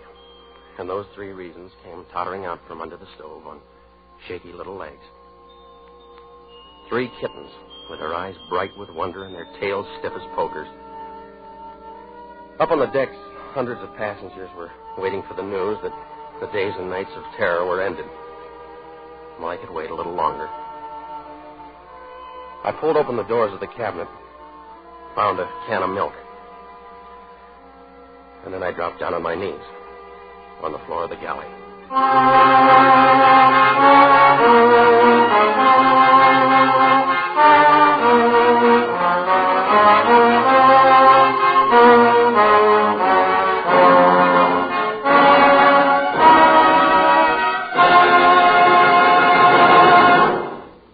Escape is produced and directed by William N. Robeson, and tonight brought you A Shipment of Mute Fate by Martin Storm, adapted for radio by Les Crutchfield, with Jack Webb as Chris Warner, Raymond Lawrence as Captain Wood, and D.J. Thompson as Mother Willis. The special musical score was conceived and conducted by Cy Pure. Next week, at this same time, when you're tired from a hard day at the office, or leaning over a hot stove all day, when you want to get away from it all, CBS again offers you Escape.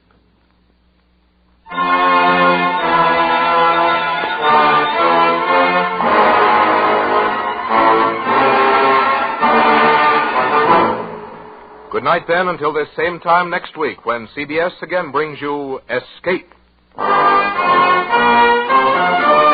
This is CBS, the Columbia Broadcasting System.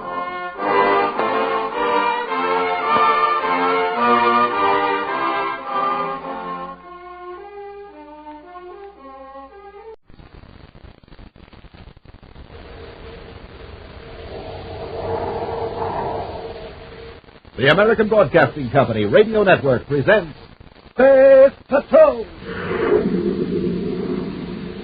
High adventure in the wild, vast reaches of space. Missions of daring in the name of interplanetary justice. Travel into the future with Buzz Corey, Commander-in-Chief of the Space Patrol! In today's transcribed Space Patrol adventure, Buzz and Happy are on Neptune, following the criminal Ralph Bolger into a deserted factory building. An invisibility transmitter concealed outside enables them to trail Bolger through the solid walls of a huge metal tank. Oh, it sure is dark in here. Now's a chance to close in on Bolger. When you step through the other side of the tank, rush him. Yes, sir. Hey! Oh! Commander, the wall is solid. We can't get through. What happened to the invisibility field transmitter? We're sealed inside the tank. We'll be back in a moment with the thrilling story, Escape from Neptune. The children in American families will receive things like bikes, trains, dolls, books for Christmas. But there are many children in the world today who would be happy if they had enough to eat on Christmas Day. Thousands of children in Europe, Asia, South America, the Philippines, and Korea are suffering from inadequate food, lack of clothing, and cramped living quarters. Include these children on your gift list.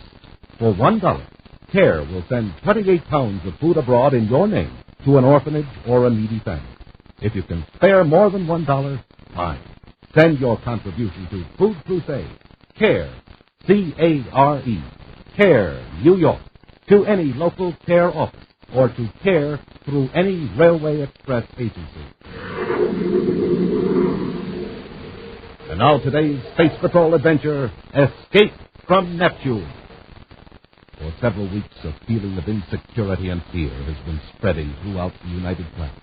Despite the relentless efforts of Commander Corey and the Space Patrol, a master criminal continues to strike where he pleases, under the protection of an electronic device that renders him invisible.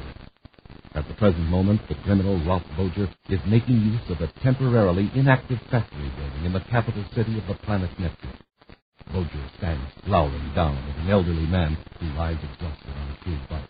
You had enough rest, Rayburn. Get back to work. I can't work anymore, Bolger.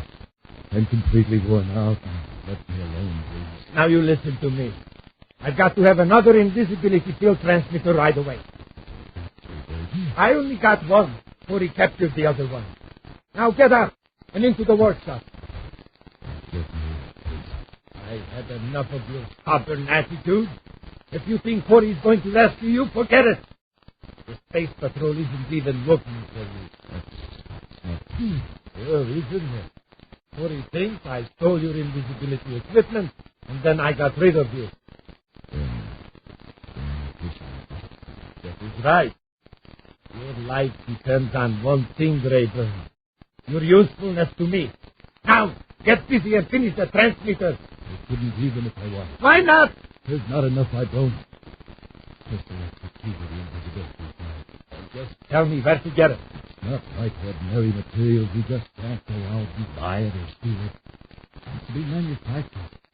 Made from one of the rare earths under tremendous heat and pressure.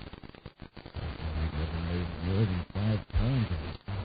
How much of that 5 pounds have you used? Come on, tell me.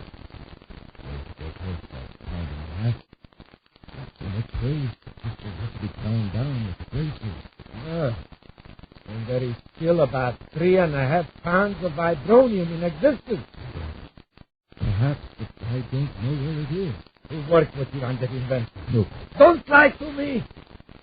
A moment ago, you said we never made more than 5 pounds of that stuff. Now, who is we? It was some time ago. I don't remember. I have a lot of different assistants over the years. Don't tell me you don't remember who worked with you on an invention as important as this. Yes. You got to have help to build a transmitter. Someone who knows what they are doing. I'm going to bring that assistant of yours here to Neptune City. No, you can't do that. You are going to write a letter. It's the only way you can save your life. In his central office at Space Patrol Headquarters on Terra, Commander Corey cuts off the intercom and turns to Cadet Hackett. Hap, that list of former associates of Professor Rayburn, have you got it handy? Yes, sir. It's right here. You can cross off number 23. 23. That's Lanine Harvey. Yes. There's a whole list of 40 people. She's the only one who's been interested in that call here in Tesla. Yeah. So far, the best we've got is a note from a former student that saw Professor Rayburn 3 years ago. How to get it? Okay, come on. Miss Harvey? Miss Harvey, this is Cadet Hackett. How do you do? How do you do, Miss Harvey? Please sit down. Thank you, Commander. I'll tell you why I came here. I received this letter yesterday. It's in Professor Rayburn's handwriting. Dear Lanine, I've reached the point in my work where only you can help me. You realize the nature of my experience, and I ask you to bring every step of our journey you can lay your hands on. Please tell no one about this. Come at once.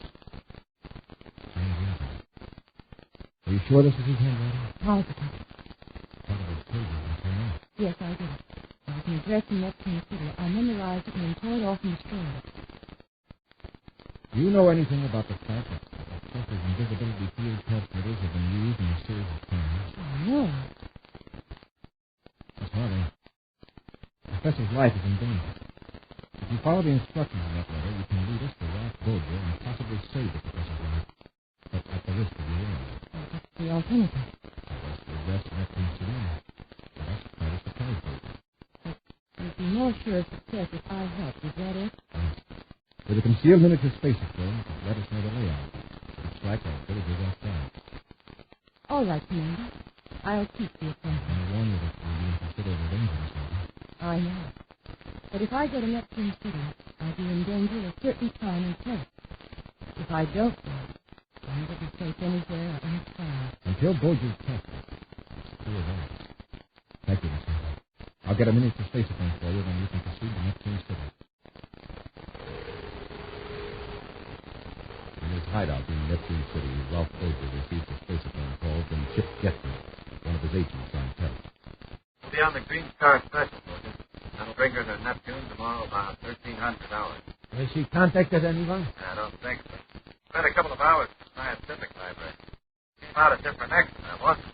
For how long? Not more than 20 minutes. I picked her up again on Terra Boulevard, the United Planets Park. I guess he's right near Space Patrol headquarters. Yeah. Got it. And she could have visited headquarters. Might have, but she didn't act like it. It's a brilliant remark, Getman. Just how does a person behave after he has been in Space Patrol headquarters? Is there something different about him? Well, no. What I meant was... Listen, Getman. We are going to change our plans slightly. If Lanine Harvey talks to Corey, he may be watching that address here in Neptune City. So what? You'll be invisible and so will me. Corey has one of those field transmitters. You'll have to get the girl before she gets to that address. Can you get to Neptune before she dies? Sure. If I blast off right away. Well, do that. I'll put the invisibility transmitter in a surface car and meet you at Neptune City Spaceport. We'll grab the girl before she gets anywhere near the place where she expects to meet Rayburn. Several hours later, a surface car moves slowly along the street in Neptune City. Both the car and the two men in it are invisible to the throngs along the busy thoroughfare. Moreover, the field generated by the transmitter enables them to pass through matter in its normal state. Thus, the stream of traffic is completely unaware of the existence of the invisible car and its occupants.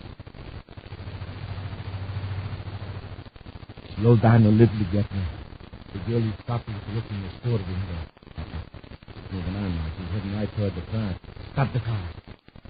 Do not touch that field transmitter. It's set just the way I want it. Several blocks away, near the address given them by Lamine Harvey, Buzz and Happy keep close watch on an apartment building through electronic spectacles.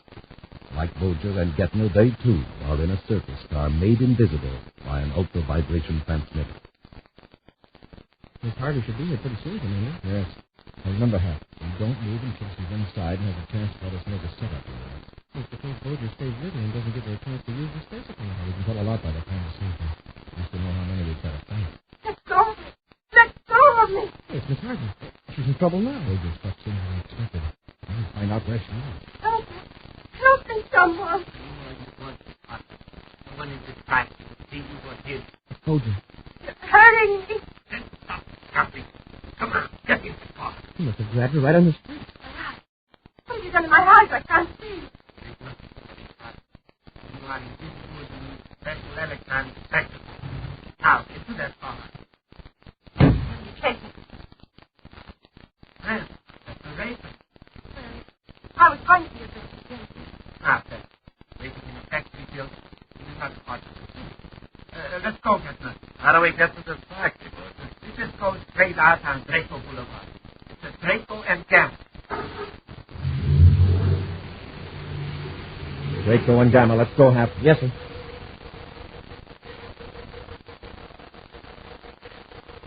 Protected by the invisibility field, Buzz and Happy drive to the deserted factory building at Draco and Gamma.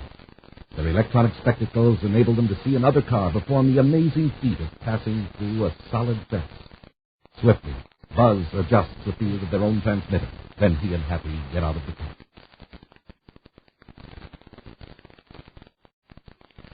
There's Bolger, and he's got Miss Harvey. I'm heading toward the building. But there was another man in the car. Let's go ahead.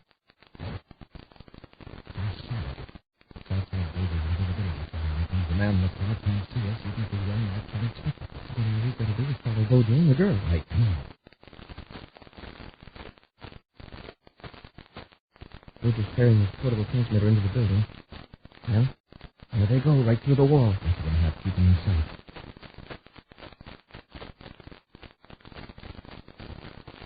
Here's where they step to the wall. Be ready to rush Bolger. He's leading toward that big storage tank. They're walking right through the tank.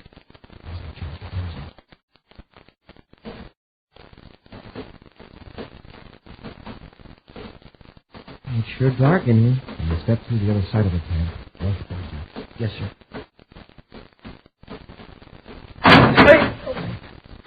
Come on. The wall is solid. We can't get through. Something happened to the invisibility field transmitter. We're sealed inside the tank. We'll return to Space Patrol in just a moment. The United States has seen many changes in the past dozen years, all pointing to a still better way of living. Millions more Americans are working, earning more, saving more.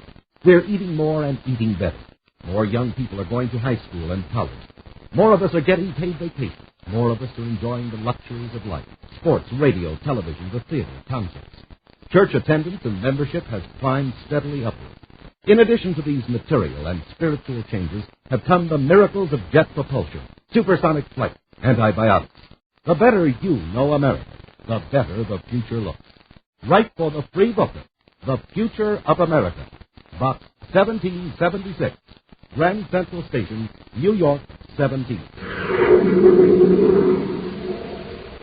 Now back to today's Space Patrol adventure. Escape from Neptune. Ralph Boger and his accomplice, Chip Detner, have captured Lenine Harvey and have taken her to a deserted factory in Neptune City, where they intend to force her to build invisibility field transmitters. Buzz and Happy were following Boger and his captive through the metal walls of a huge storage tank. Suddenly, the electronic field was cut off, and the space patrollers found themselves sealed inside the tank. Now, in another part of the factory building, Ralph Boger unlocked the door and thrust Lenine into a room. Get in there! Lenine? Professor Raven. You two probably have a lot to talk about, so I'll leave you together for a while. Force me to write that letter, Lenine. I understand. And there is something else you are going to understand. Both of you.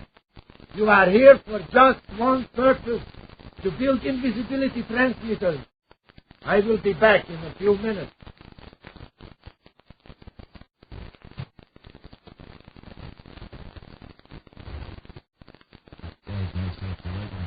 But you have no idea what a thing this court is. Please, Professor, I don't blame you.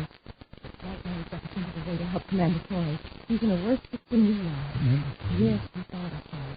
Roger and his friend Detmer sealed the command in a big storage tank. I don't know what they were up to until it was too late. I was found inside the tank. I realized the commander was in prison. I think to get Happy's in there with him. It's a large tank. It could survive for some time, Unless what? The tank can be filled with gas. There's a compression chamber next to the tank filled with antidote. Antidote? That's deadly poison. Doesn't occur to Bozer to turn that valve. He's done it. I saw him while we were near the tank. He twisted the valve as he walked past. I didn't think about it. How much time have we got? Yes, to save the commander. He can survive 10 or 15 minutes, perhaps. I can't get out of this room. I know. I've tried it.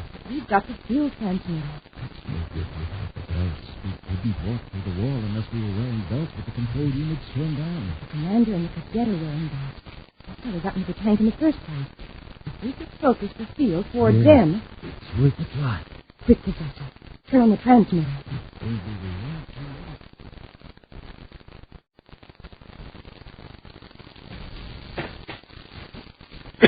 How long have we been trapped here, sir?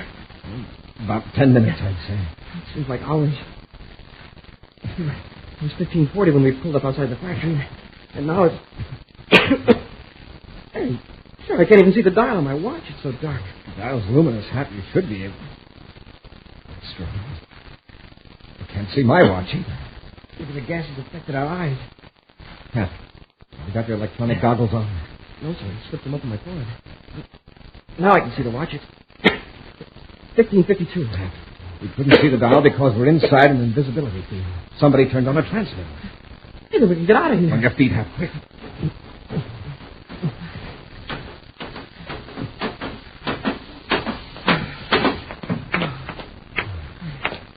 We made it.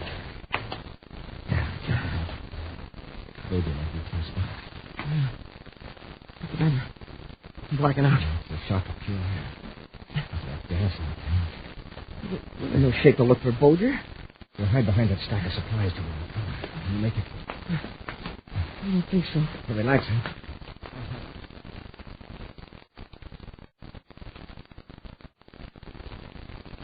I hope we got it focused right, Professor. I think so.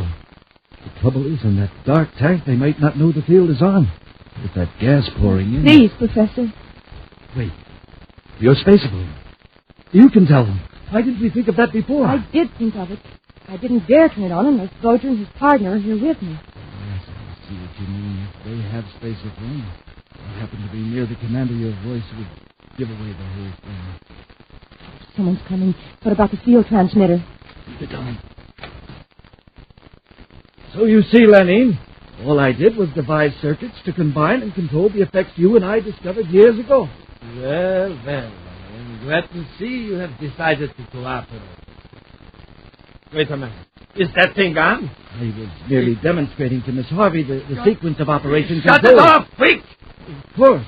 If You say so? I wouldn't want the field to penetrate the storage tank, although it wouldn't make any difference now. Well, what do you mean? You didn't know it, Miss Harvey, but Commander Corey and Cadet Happy are in the tank. You'll never be troubled by Corey again. Did you go inside the tank? With all the poisonous gas in there? Don't be foolish. Now, come with me, both of you. Where are you taking us? We are blasting off for Saturn. Getman has taken the field transmitter out of the commander's car. Now, I will take this one, and we will go to the spaceport. Roger, listen. The professor's very ill. Acceleration of the space flight would be dangerous. I never thought of that.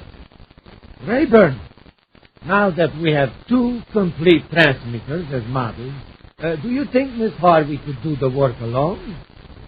Answer me! Of course I could. Splendid. Then there is no use taking a useless old man along. We'll let the professor go through. I cannot have him running to the space patrol until we are safely away from Neptune. And this ought to keep him quiet for a few hours. You big boy. Stretching an old man. If you give me any trouble, Miss Harvey, you will get the same treatment. Now, let's go. You lock the door. I have a ray gun in one hand and the transmitter in the other. You can't lock him in here. He'll never get out. Oh, the space patrol will probably find him in a few hours when they come looking for Corey. Now, do as you're told. Come on. Gessner is waiting in the car. Fully recovered from their ordeal in the storage tank, Buzz and Happy carefully searched the factory building. That place seems unnaturally quiet, sir. There's no invisibility field on. I think Bojan is probably took the 2 factories and got around. I've been hoping their spacephones would come to light with a message from Miss Harvey. Try this one, Harvey. I'll cover you with a radio. Yes, sir. It's locked.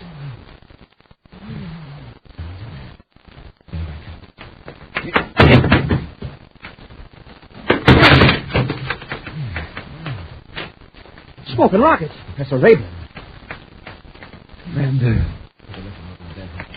Yes, sir. Lenine, they're taking her to Saturn. Oja and Getner.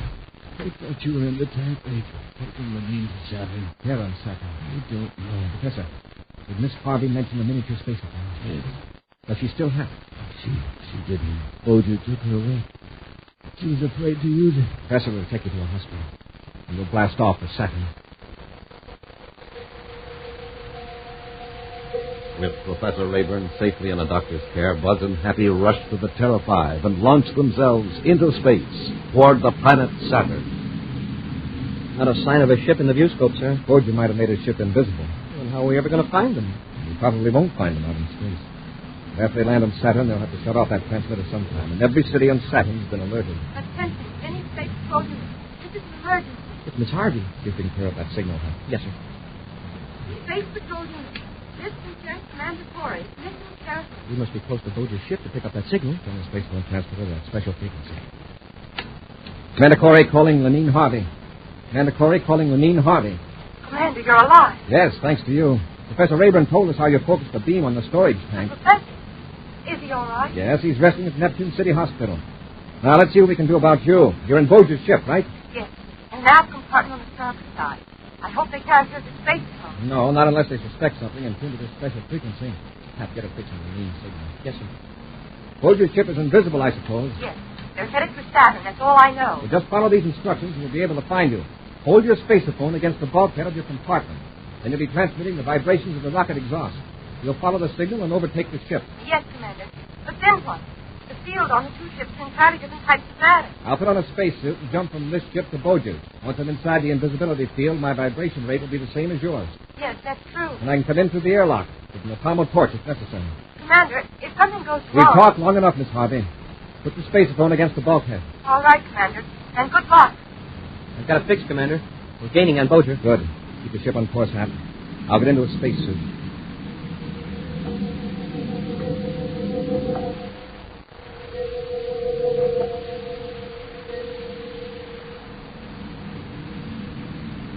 I tell you, Boja, that's Corey's ship. That's Corey's ship, all right. But that doesn't mean he's in it. The Space Patrol probably searched the factory and found old man Rayburn. He told them we're headed for Saturn. Corey's still in the tank. Maybe. Look at that ship. If it was any closer, it would pass right through us. What if it does? This is a different state of matter than we are. See? Now, shooting clear ahead of us. If the pilot only knew how close he came to us. There's still something funny about it. With all of empty space to fly in, that ship followed us like a dog chasing a rabbit to a hollow log. But obviously no one in the ship saw it. In a few minutes it will be out of sight. Bojan, that girl back there. Suppose she could have signaled a space patrol? How could she? She's locked up. I'm going back aft to make sure. All right, Getman. Something funny's going on here. I can feel it.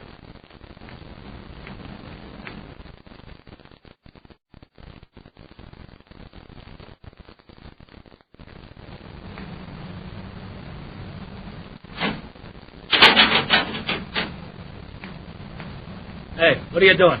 I'm nothing. Hide something. Hold your hands out in front of you. I said hold your hands out. Oh, you're hurting Let me. me see those hands.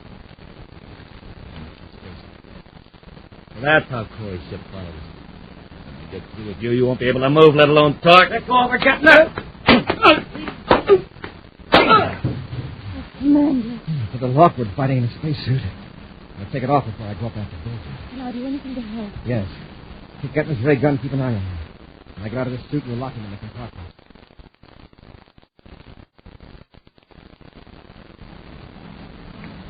Well, Getman, did you and Miss Harvey had a nice chat? How is our charming prisoner? Just fine, thanks. That's good. And as you can see, that other ship is... Corey! Get away from those controls. Getman, help!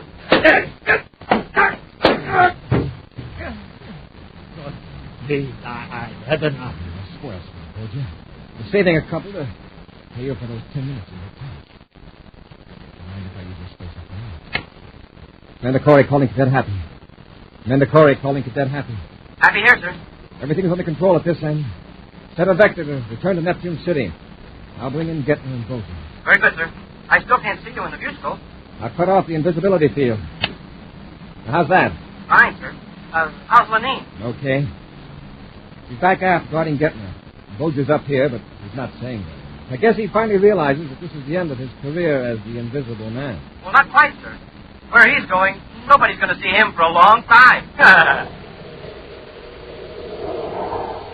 A preview of next week's Space Patrol adventure in just a moment. Boys and girls, we have a special announcement.